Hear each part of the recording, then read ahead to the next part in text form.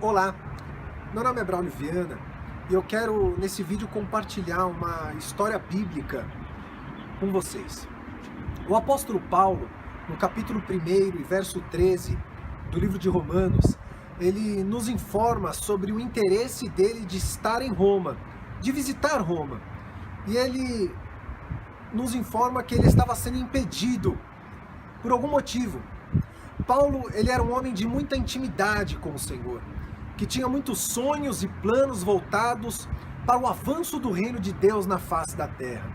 O apóstolo Paulo, ele tinha interesse de ir até Roma, para que ele pudesse compartilhar algum conhecimento, compartilhar alguma doutrina, compartilhar sobre algum dom espiritual, e dessa forma servir de edificação para aquela igreja. Dessa forma, ele estava sendo impedido. Ele conseguiu viajar por muitas cidades do mundo antigo, mas ali ele estava sendo impedido de ir até Roma. Por quê? Será que Paulo não estava conseguindo ir até Roma porque ele estava doente, ou por causa das suas limitações, ou porque ele não tinha condições financeiras para isso? De maneira nenhuma.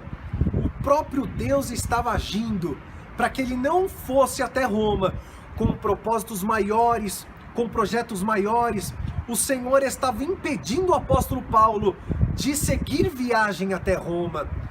Isso porque o Senhor Deus, ele tem propósitos maiores, ele tem objetivos maiores, ele tem planos maiores.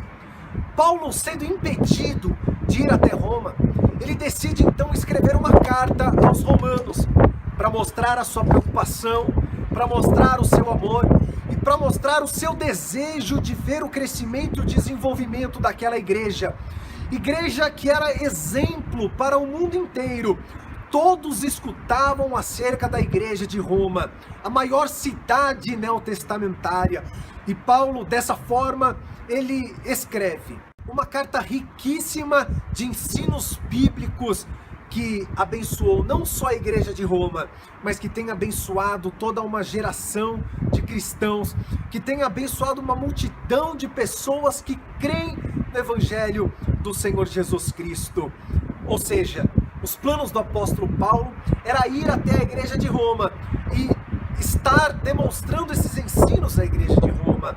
Só que o Senhor Deus impediu para que ele desenvolvesse essa carta maravilhosa e dessa forma pudesse abençoar não só a igreja de Roma, mas pudesse abençoar todos os crentes que acreditam no Senhor Jesus Cristo com as doutrinas da fé cristã.